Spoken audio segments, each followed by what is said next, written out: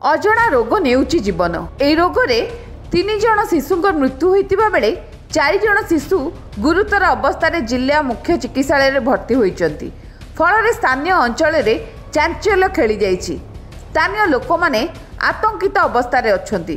घटनार प्रकाश दे Kashipur block डंगासिल panchayat मनुष्यपदर ग्राम गत 3 तारिखर अजणा रोग व्यापीवा आरंभ होला।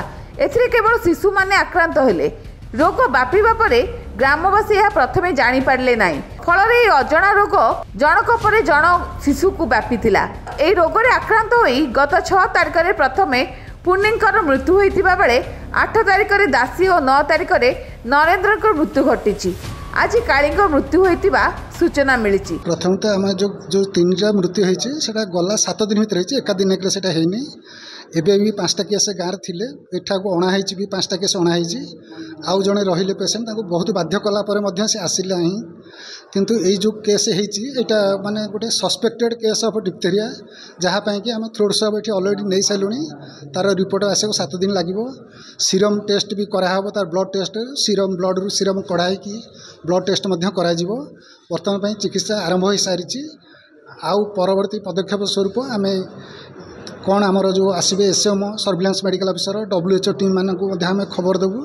से माने आसिकी तांकर मध्य से माने इन्वेस्टिगेशन करेंगे। आई जो रिपोर्टा यहाँ आमको बाहर रिपोर्ट आसला परे ही आमर कौन डिजीज है कन्फर्म हम। किंतु यहाँ गोटे सस्पेक्टेड केस ऑफ डिप्थेरिया बोली आम भावुचु।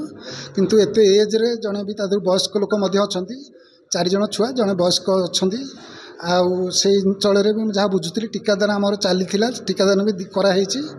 किंतु कौन पे होउछि सेटा अनुसंधान सापेक्ष अनुसंधान पर जना पड़े। 10 तारिख ठारू अन्य 4 जण आक्रांत होई छटपट हेउतिले। गतकाली सेमानकु परिवार वर्ग काशीपुर गोष्ठी स्वास्थ्य केन्द्र नैथिले। सेठारे प्राथमिक चिकित्सा परे जिला मुख्य चिकित्सालय स्थानांतरित करा जायतिला। जिला मुख्य चिकित्सालय भर्ती परे समस्त चिकित्सा चलीछि। जिला मुख्य चिकित्साधिकारी डाक्टर लालमोहन राउतराय अतिरिक्त जिला मुख्य चिकित्साधिकारी बरदाखान मिश्र चिकित्सालय आसी आक्रांत शिशु को स्थिति अनुध्यान करथिले।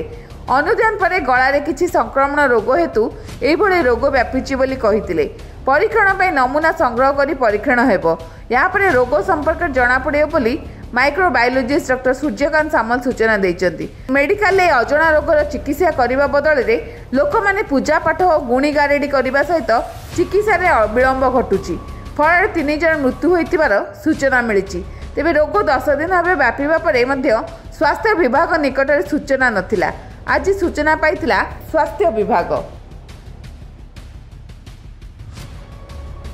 रायगढ़ तपन काड्रांग रिपोर्ट सर्वसाधारण न्यूज।